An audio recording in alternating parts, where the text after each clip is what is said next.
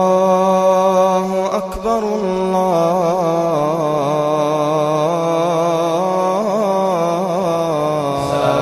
أكبر. Alhamdulillah, wassalatu wassalamu ala Rasulillah wa ala alihi wa sahbihi wa mawala. La haula wa la quwwata illa billah. Amma ba'd.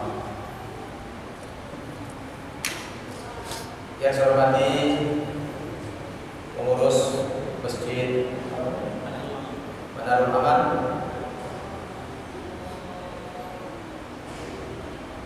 Bapak-bapak, ibu-ibu, jamaah salat zuhur Masjid Manarul Aman rahimahullah. Alhamdulillah, puja dan puji syukur mari senantiasa kita persembahkan kehadirat Allah Subhanahu wa taala. Salawat dan salam tidak lupa kita sampaikan kepada junjungan kita Nabi Muhammad sallallahu alaihi wasallam. Jamaah Masjid Manarul Aman yang saya hormati, apa kabar Bapak Ibu? Alhamdulillah. Saya hari ini menyampaikan kajian tentang perbandingan agama. Perbandingan agama di sini kita batasi hanya khusus untuk agama-agama samawi saja. Agama samawi. Kalau kita belajar perbandingan agama secara global, agama itu dibagi dua. Ada namanya agama samawi atau agama langit. Yang kedua ada agama ardi, agama yang sumber-sumbernya adalah dari bumi atau dari manusia. Apa urgensi kita mempelajari perbandingan agama ini? Karena belakangan ini saya lihat pendangkalan akidah dan juga pemurtadan yang dihadapi oleh umat Islam Indonesia sangat luar biasa.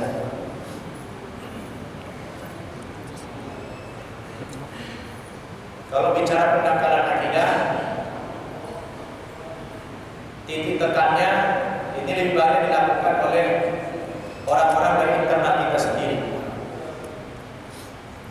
Kalau bicara pemurtadan, biasanya dilakukan oleh orang-orang di luar kita. Mengatasi pemurtadan itu jauh lebih mudah ketimbang menghadapi pendangkalan akidah. Karena kalau pemurtadan, saudara-saudara, musuh kita jelas antara muslim dan kafir. Jadi ada gap yang jelas, tidak samar-samar. Pasti kalau bicara pemurtadan dilakukan oleh orang non-muslim. Orang non-muslim ini juga hanya satu kelompok saja. Karena yang kita tahu agama misi itu hanya dua di dunia ini. Hanya ada dua agama misi, yaitu agama Islam dan agama Kristen. Agama Hindu bukan agama misi. Agama Buddha juga bukan agama misi. Agama misi hanya Islam, termasuk juga Yahudi. Yahudi bukan agama misi. Saudara-saudara jangan pernah takut berhadapan dengan orang Yahudi. Kita khawatir nanti kalau dekat dengan orang Yahudi akan dimurtadkan kita menjadi orang penganut agama Yahudi. Jangan pernah takut. Karena umat Yahudi itu tidak pernah punya keinginan untuk meyahudikan umat lain secara akidah. Karena agama Yahudi itu dalam pandangan umat Yahudi adalah agama yang spesial bagi mereka.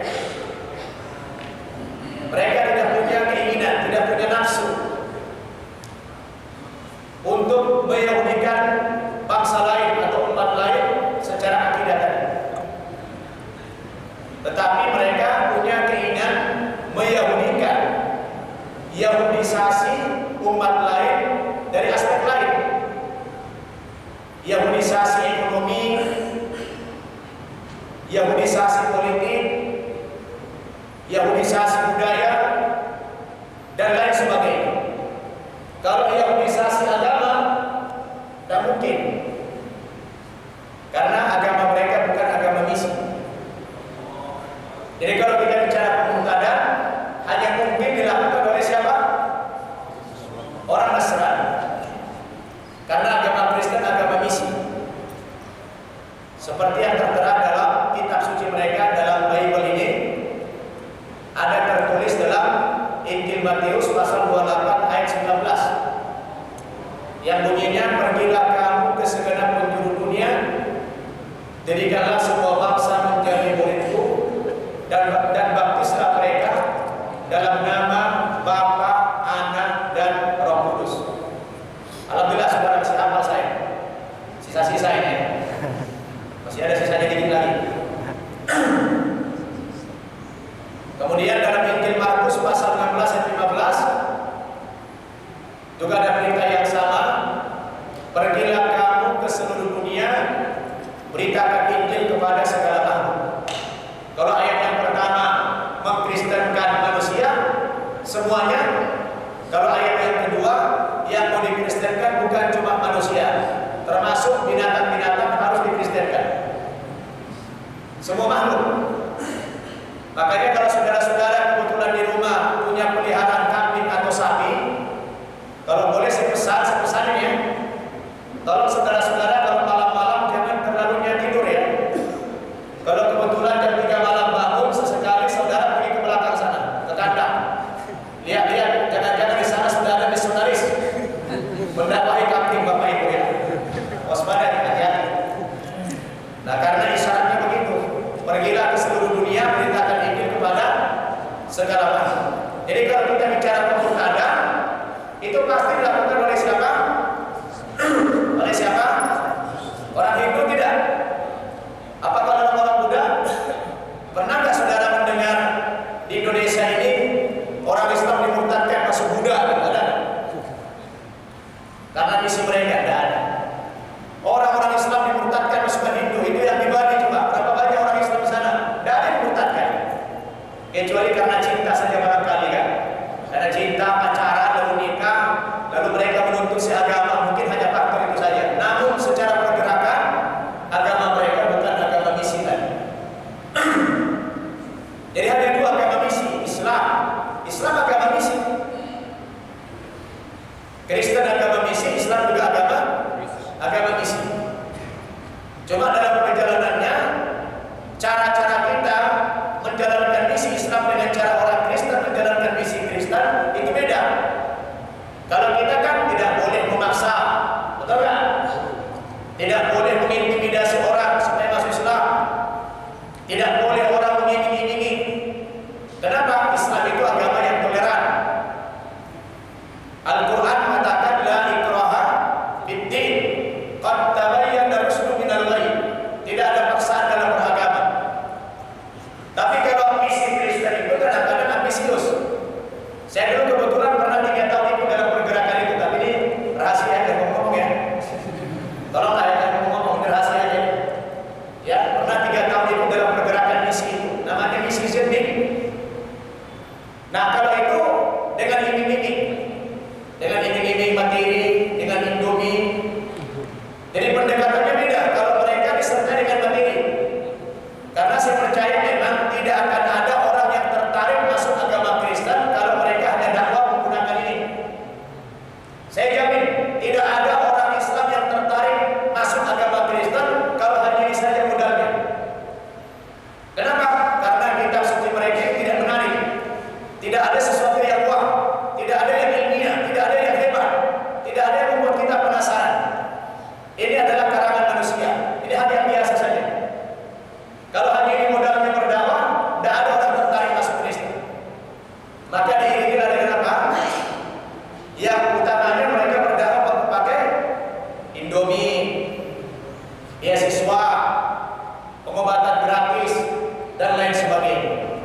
Maka banyak orang tertarik dengan pendekatan ajaran kasih sayang.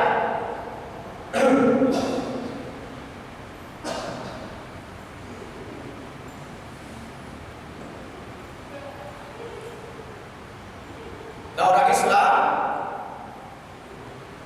kita berdakwah tidak boleh menggunakan seperti ini. Tapi boleh dalam pengertian tidak memaksa, ya kan? Makanya dibandingkan dulu saya menjalankan misi Kristen dengan orang Islam itu beda. Sekarang saya kalau dakwah kemana-mana, modal saya cuma dua saja, yaitu lead and look. Apa itu? Lidah dan ludah. Jadi modal saya cuma itu aja, lead and look, lidah dan ludah. Kemana-mana ceramah itu modalnya, lidah dan ludah. Kalau dulu kita netting beras, dulu kita netting pakaian, dulu kita bawa Indomie dulu, bawa obat-obatan, menawarkan beasiswa dan sebagainya. Tapi setelah saya jadi ustadz ini, yang modal saya cuma lead and look, dan umumnya ustadz begitu, lead and look. Nah, kembali kepada persoalan kita tadi, kalau bicara pemurtadan pasti dilakukan orang Nasrani. Tapi kalau bicara pendangkalan akidah, saya melakukan ini. Ini dilakukan oleh orang-orang Islam sendiri yang munafik. Orang-orang Islam yang munafik. Seperti hari ini, di kalangan diri kita, di kalangan pemimpin kita, banyak orang-orang yang Islam mubin. Beragama Islam tapi anti-Islam. Dia agama Islam, KTP-nya Islam tapi anti-Islam. Anti-jenggot. Kalau ada orang pakai celana di atas mata kaki dicurigai ini teroris. Jadi agama Islam tapi Islam mubin. Pokoknya kalau sudah, coba lihat di bandara-bandara. Saya kalau di bandara itu, kalau yang lain memeriksa detektor itu cuma gitu. Kalau saya apa yang saya kecil-kecil pegang, ya ada apa nih Pak? Kadang-kadang detektor saya bom. Kadang-kadang detektor saya bom, saya bilang hati-hati. Kalau orang tidak ada jenggot, langsung aja. Tapi kalau berjenggot itu, Masya Allah, pemeriksaannya sampai.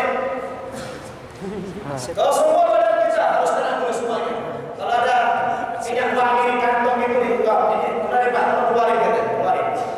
Yang melakukan siapa? Agamanya apa? Islam juga. Kadang-kadang saya tanya, Mas, sampai agamanya apa? Islam. Kok sampai kalau beli orang jenggotan kok parah amat ya? Saya bilang. Ini namanya orang munafik, Islam mubin. Dia beragama Islam tapi anti-Islam. Ini sekarang di kalangan elit kita banyak.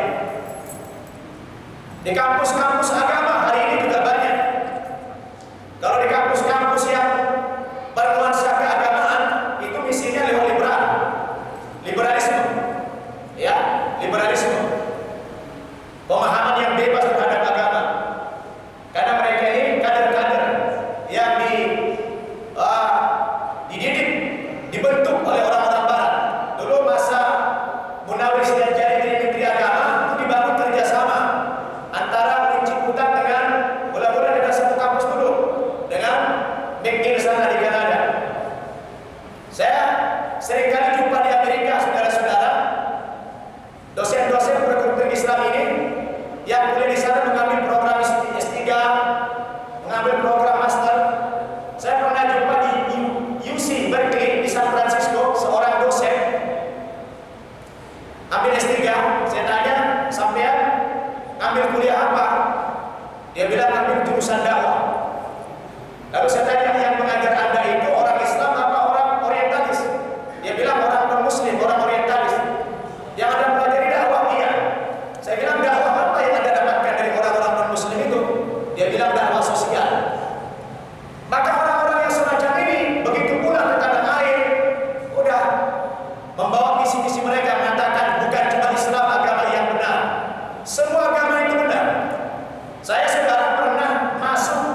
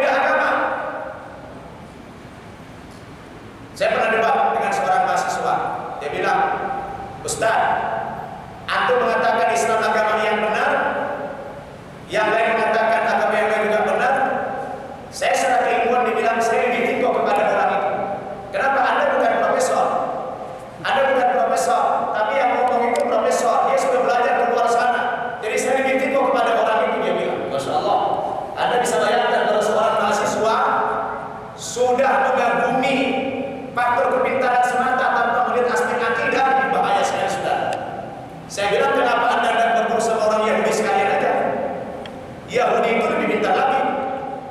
Atau berguru pada setan sekalian, saya bilang. Setan lebih hebat lagi punya, saya bilang. Nah ini bahaya sekali saudara.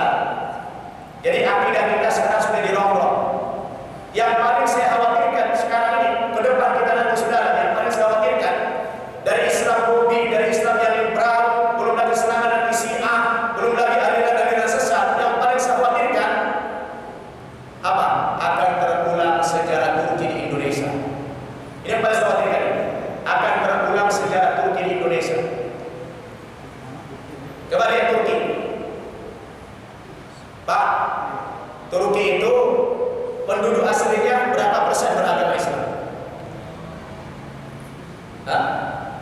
Kira-kira Turki itu berapa persen penduduknya beragama Islam? Yang asli, bukan orang yang imigran, yang asli berapa persen?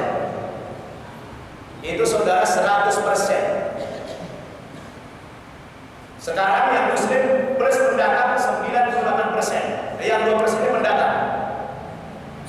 Kalau penduduk aslinya 100% itu Muslim. Tapi apa jadinya Turki? Turki menjadi negara yang sekuler. Dan dalam sejarah kita tahu berapa kali Turki menjadi pusat pemerintahan Islam. Terakhir runtuhnya khilafah Islam di Turki tahun berapa? 19, 20, 29 terakhir. Runtuh khilafah Islam di Turki tahun 1929. Siapa yang meruntuhkan itu? Orang yang dianggap pahlawan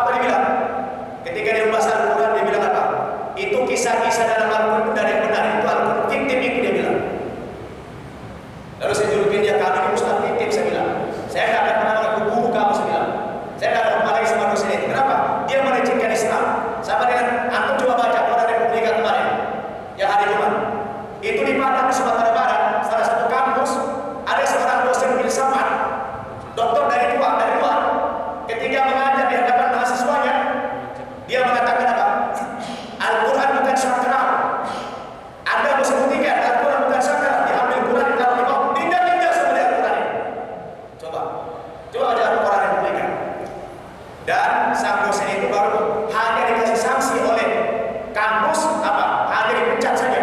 Saya bilang tidak cukup dipecat. Orang itu sanksi pidana. Kenapa? Penistaan agama, penghinaan kepada Islam. Dan itu hanya satu contoh aja. Yang kayak begitu di Indonesia ini sudah banyak, saudara-saudara. Sudah banyak yang kayak begitu sekarang. Makanya kita sedih, kita prihatin. Dan inilah keberhasilan Barat. Dia melakukan merilis kepada negara yang lain, udah gak mampu ya dikader lah. Yang paling efektif itu memang orang-orang kita dikasih beasiswa kan. Orang kita biasanya kalau dikasih beasiswa ke Barat kan karena bangga gitu kan. Wah, ini prestisi yang luar biasa ini. Tapi tidak disadari kalau itu adalah membahayakan akidahnya, betul? Nah, ini saudara-saudara, kajian kita hari ini saya memang pertandingan agama, tapi saya lebih cocok membangun opini dulu ini, ya. Saya lagi bangun opini dulu. Ini nanti boleh kapan-kapan tahun depan Ustaz ya, Pak Pendiri. Tahun depan kita kaji. Saya lagi konsen membangun satu opini. Dan ini adalah tantangan kita terberat. Jangan kita terkecoh. Kita sudah diserang dari semua lini. Kita diserang Syiah, kita diserang oleh liberal, diserang oleh aliran-aliran sesat, diserang oleh orang luar, belum lagi diserang oleh Islam bumi tadi. Luar biasa kita serangan-serangan yang kita hadapi hari ini, dan ujung-ujungnya kepada pendangkalan akidah. Orang kalau sudah ragu apa yang terjadi? Kita tidak perlu bilang murtad, ragu saja dengan kebenaran Islam sudah ada murtad ini. Coba membaca dalam surat Al-Hujurat, surat ke-49 ayat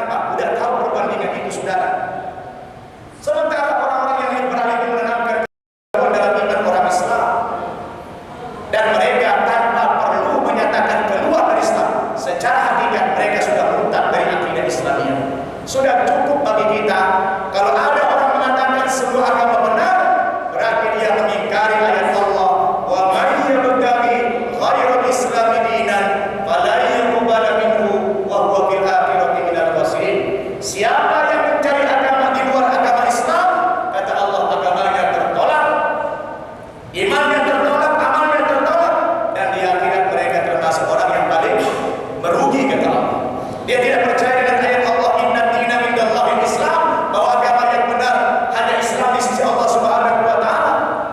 Dengan meyakini kebenaran agama-agama yang lain, berarti dia mengkhianati ayat-ayat Allah Subhanahu wa taala yang begitu tegas dan begitu qat'i berbicara tentang masalah-masalah akidah ini. Jadi saudara-saudara, oleh karena itu tantangan yang berat ini bagaimana kita menyikapinya? Bagaimana kita menyikapi semua ini? Pesan moral saya kepada kita, kalau antum sudah nikah, sudah punya anak, sudah waktunya kita hari ini mempersiapkan anak-anak kita.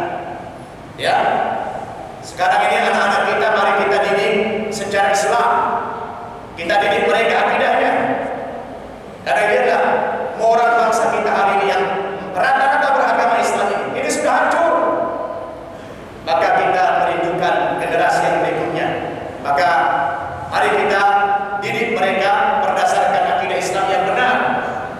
Katakan kepada mereka agama yang benar itu adalah agama Islam.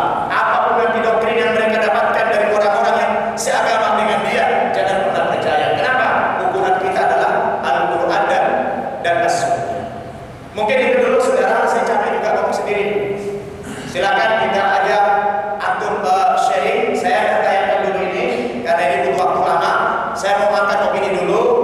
Kita lihat dulu respon antum semua. Nanti tahun depan kita sambung lagi insyaallah kajian-kajian perbandingan agama ini. Tafadhol kalau ada yang mau bertanya. Mungkin ada yang mau bertanya dari Pak Kiai Bas. Ada yang bertanya Ustaz? Ada? Sini Pak Kiai, Pak Kiai.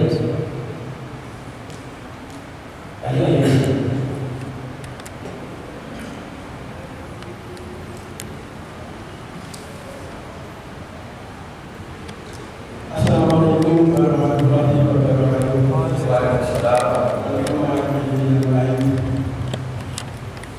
Dikatakan bahwa agama yang diterima oleh Allah dan yang dinilai oleh Allah Subhanahu wa taala adalah agama Islam. Namun banyak agama-agama di luar Islam, dan kalau di total di seluruh dunia itu mungkin malah lebih dari 50%. Apakah mereka tidak takut kalau ancaman Allah mereka menjadi orang-orang yang rugi dan hak Allah adalah masuk surga atau tidak adalah hak Allah? Apakah mereka tetap aku yakin bahwa mereka akhirnya juga masuk surga? Menurut logikanya kayaknya tidak masuk surga, tapi apakah mereka masih tetap aku yakin masuk surga? Ya. Terima kasih. Wassalamualaikum warahmatullahi wabarakatuh. Waalaikumsalam. Di sini ada dua persoalan, Pak. Yang pertama, orang yang di luar Islam itu masih meyakini kebenaran agamanya faktor dogma. Jadi mereka tidak menggunakan rasionya. Jadi dogma. Karena lahir di agama Hindu katakan ya sampai dia mati Hindu terus, itu satu persoalan, dogma. Yang kedua, boleh jadi kita lalai orang Islam ini. Berita-berita kebenaran Islam ini tidak didakwakan kepada mereka. Jadi ada dua persoalan di sini. Satu sisi mereka salah, tidak menggunakan akalnya. Di sisi lain kita boleh salah juga, tidak menjalankan misi agama kita. Bukankah kita diminta oleh Allah untuk berdakwah kepada seluruh umat manusia?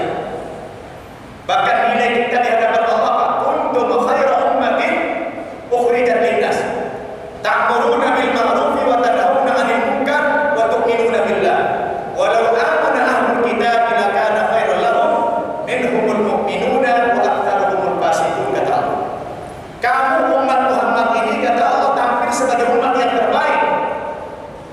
Kenapa kita dipanggil Allah sebagai umat yang terbaik dari umat? Umat-umat sebelum kita ini tidak pernah dijuluki umat Nabi Ibrahim dari umat Nabi Musa dari umat, tidak pernah.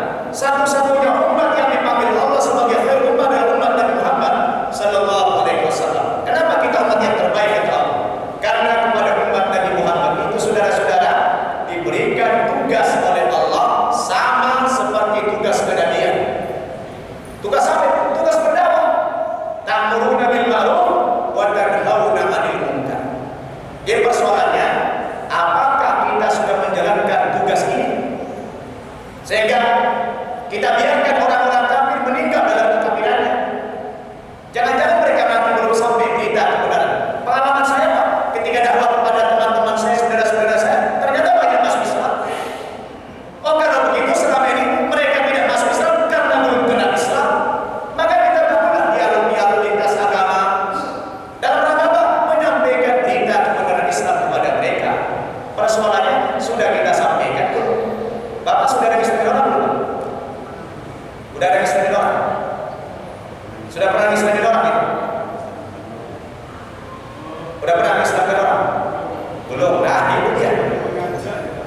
Iya.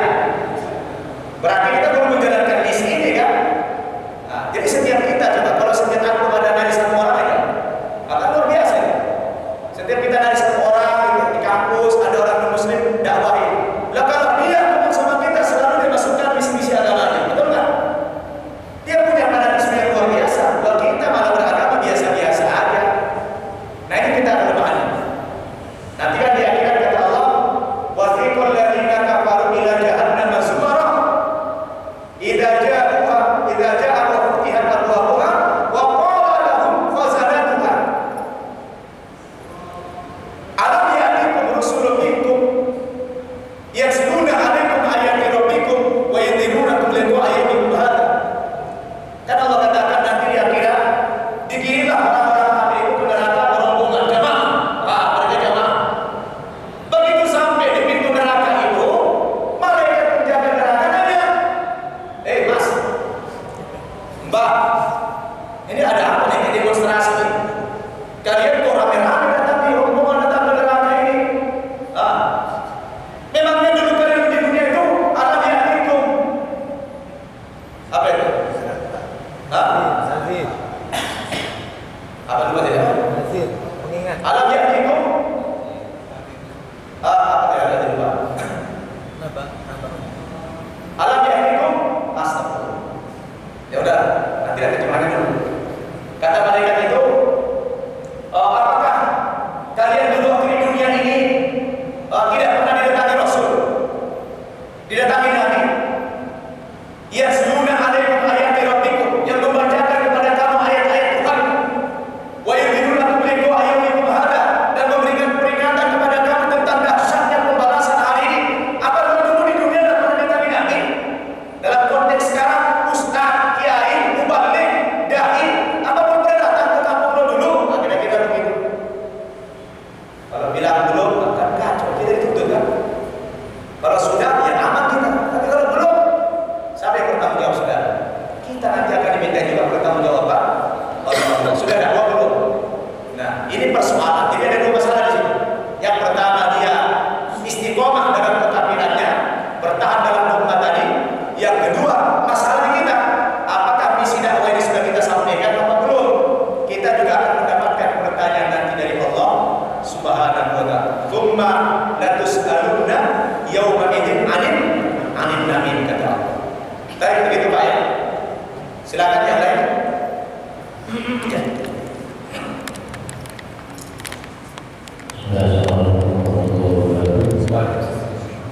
Menanggapi persoalan tersebut, apakah ada, kalau Kristen ini agama misi, Anda pernah dengar mereka punya target di tahun sekian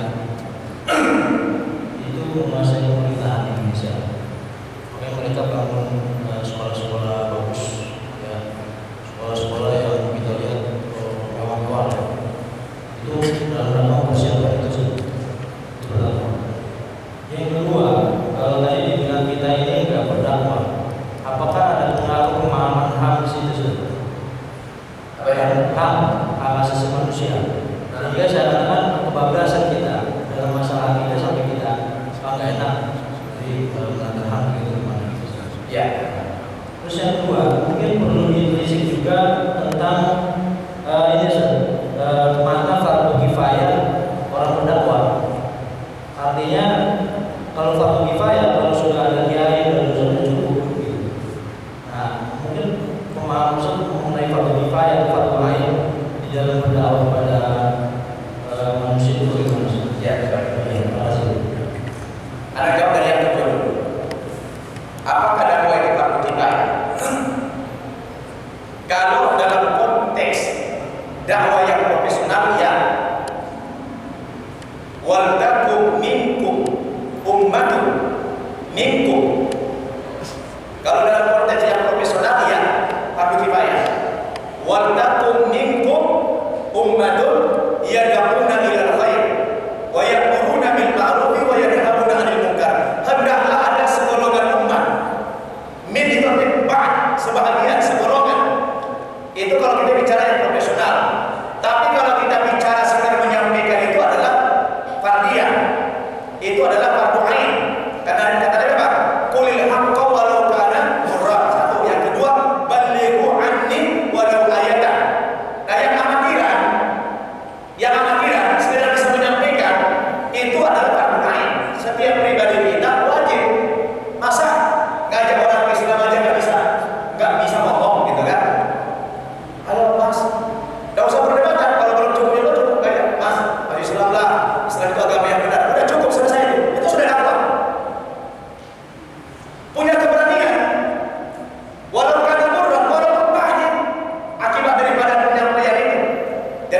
terbagi dua. Kalau yang bicara profesional ya fardu kifayah. Karena nggak semua kita jadi ulama kan. Nah, tapi kalau bicara amatiran itu menjadi fardu ain.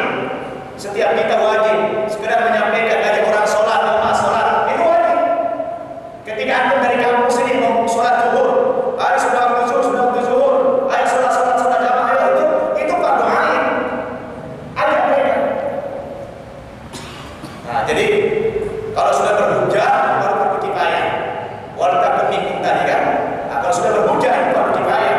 Ulama-ulama yang profesional yang punya ilmu, nah itu yang bisa berhujjah. Itu yang satu. Kemudian, apakah nanti kita tidak terkena sanksi pelanggaran HAM kalau kita dakwah? Itulah barat yang sudah terjadi sama orang-orang HAM yang ada di Indonesia ini, yang namanya Komnas HAM ini, yang bilang itu pelanggaran HAM kalau kita tidak ada. Quran mengatakan apa? Kan kita bilang Ustaz, kita ini kan lakum dinukum waliyadin, agamamu, betul. Tapi kan ayat itu di ujung ayat itu, bukan di awal. Qul, udah ngomong belum? Hah? Aku udah ngomong belum? Jangan belum ngomong sudah lakum dinukum waliyadin, lakum dinukum waliyadin, bagimu agamamu, bagiku agamamu. Padahal awalnya apa? Qul, ya ayyuhal kafirun. Katakan ya Muhammad, hai orang-orang kafir, la a'budu ma ta'budun. Aku tidak menyembah apa yang kamu sembah, wala antum 'abiduna ma a'bud. Kamu tidak menyembah apa yang aku sembah. Ditakut lagi oleh Allah ayat itu diulangi lagi. Wala ana 'abidun ma 'abadtum. Saya sekali-kali tidak pernah menyembah apa yang kamu sembah. Wala antum 'abiduna ma a'bud. Kamu juga tidak menyembah apa yang aku sembah. Baru lakum dinukum waliyadin. Awalnya apa? Qul dulu, ngomong dulu dong. Ini belum ngomong sudah nyerah. Nah, itu kan terjadi orang HAM. Apakah kita dianggap pelanggaran HAM kalau ada orang masuk Islam? Tidak. Kalau dipaksa iya.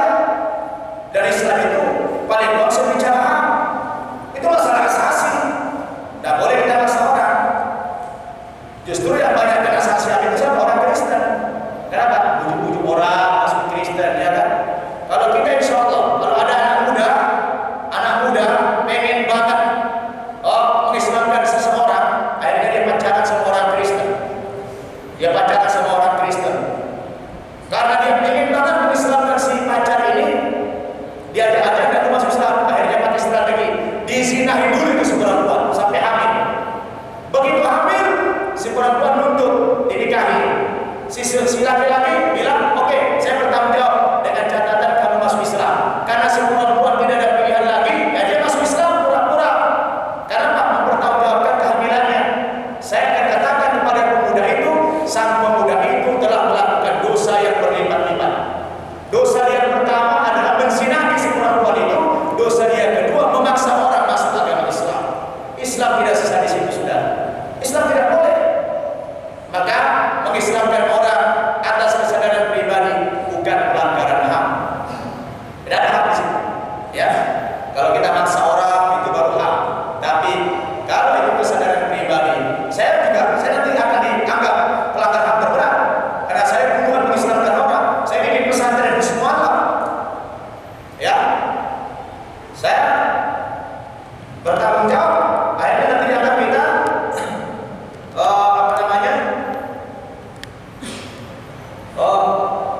katakan semacam pidana gitu. Bahaya kalau orang masuk Islam dengan kesadaran pribadi. Nah, ini pesantren kita, pesantren mualaf sekolah gratis, silakan datang sini. Yang merasa mualaf tinggal di sini gratis, kita didik semuanya. Alhamdulillah santri-santri mualaf yang kita islamkan itu sekarang sudah pada menghafal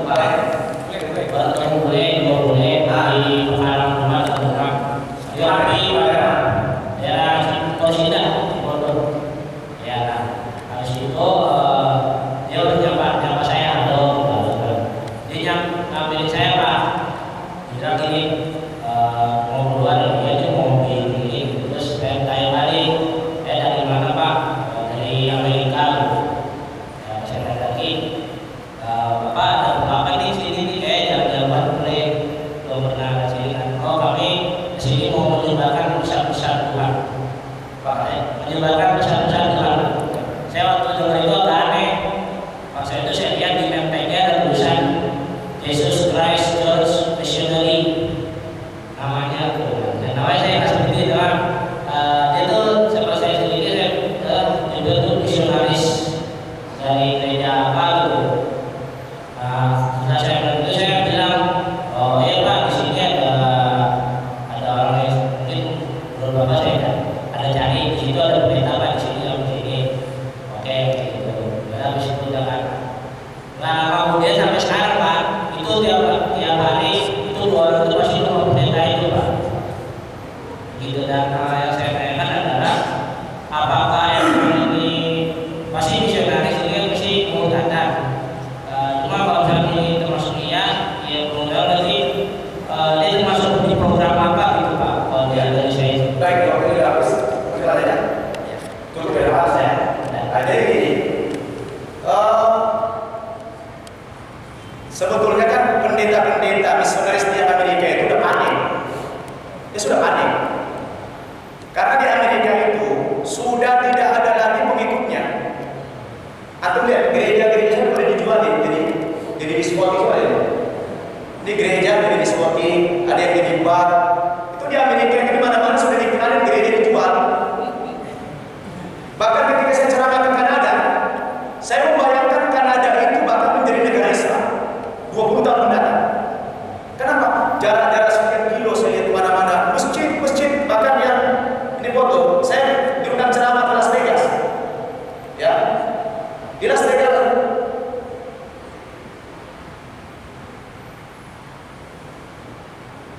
Coba lihat ini. Sampai di tempat maksiat aja sekarang di Las Vegas. Itu yang tumbuh masjid, bukan gereja. Tuh lihat ini. Masjid mana-mana sudah ramai. Di sampingnya apa? Tempat kasino. Bahkan konon ceritanya banyak juga. Ada juga orang-orang yang kalah judi masuk Islam ya. Kalah judi masuk Islam. Kenapa? Begitu dia nggak punya modal lagi, mau nginap di hotel nggak punya uang, nginapnya di masjid. Saya punya dokumen banyak karena saya tiap tahun ceramah di Amerika. Saya selalu yang saya foto itu gereja-gereja. Sebagai bukti saya tunjukkan kepada saudara saya Kristen. Kalian ajar fanatik sama Kristen, saya bilang. Orang di barat sana, di Eropa sana sudah rame-rame meninggalkan Kristen, saya bilang. Gerejanya saja dijualin. Ya coba lihat ini. Ini coba nih, di depan pintu gereja ada gambar cewek begitu buat. Oh begitu ya kan. Jadi sebenarnya mereka datang ke sini cari mangsa baru karena di sana mereka ditolak sudah. Mereka sudah bukan yang jadi masjid banyak coba lihat. Ini, kalau ini, masjid apa ini? Ini masjid Ahmadiyah, bekas gereja. Jadi masjid, ya kita nggak usah tahu Ahmadiyah itu apa. Dia kan nggak tahu Ahmadiyah sesat, pokoknya masjid aja dulu. Pokoknya ada peralihan dari gereja jadi masjid. Mau sesat mau tidak nggak usah bagi kita. Pokoknya judulnya jadi masjid. Kan bangga kita. Ada gereja jadi masjid, ya kan? Dia kan mana tahu Ahmadiyah sesat. Tahunya gereja jadi masjid. Kita lihat potongannya, kita potong masjid begini. Nggak ada. Jadi luar biasa tuh ya. Makanya sana malam-malam tuh banyak.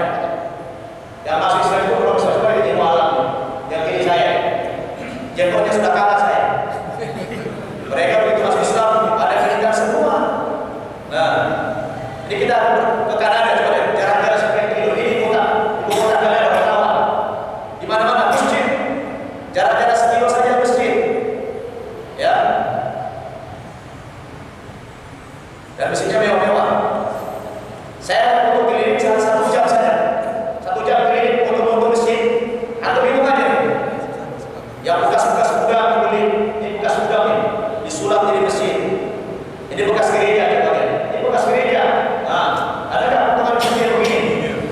Ini gereja. Nah, sekarang tidak apa? Ini masjid, Baitul Mukarram. Nah, dan dalamnya hanya berubah sosoknya saja. Sebelahnya juga gereja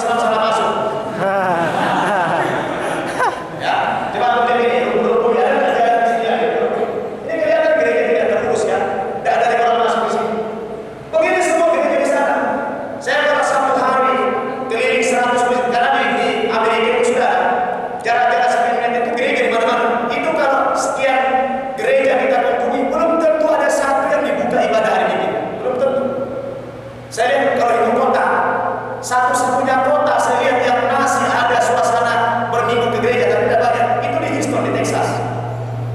Karena memang Houston itu pusat misionaris. Itu juga banyak juga. Saya hari minggu kalau ada ceramah, saya suka keliling-keliling sudah. Keliling-keliling saya minta di antara ke gereja-gereja, lihat survei kita. Nah ini adalah saya selalu bikin dokumen untuk saya perlihatkan kepada saudara saya yang fanatik Kristen, agar dia tahu. Oh di Amerika itu gudang-gudang Islami di masjid kayak begini dalamnya, ya. Bahkan saudara yang paling membuat saya menangis, apa? Antum tahu nggak Niagara Falls? Tahu kan? Ada apa di sana? Itu tempat wisata kan? Tempat wisata air terjun terbesar di dunia itu kan?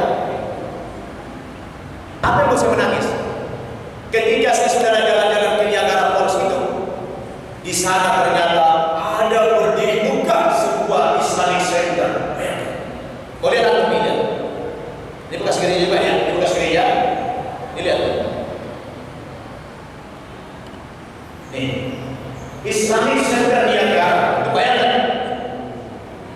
Mereka tidak perlu lagi. Antum pergi ke Ancol, Indonesia negara Islam, antum ke Ancol sana pergi. Ada nggak Islamic Center itu? Gak ada.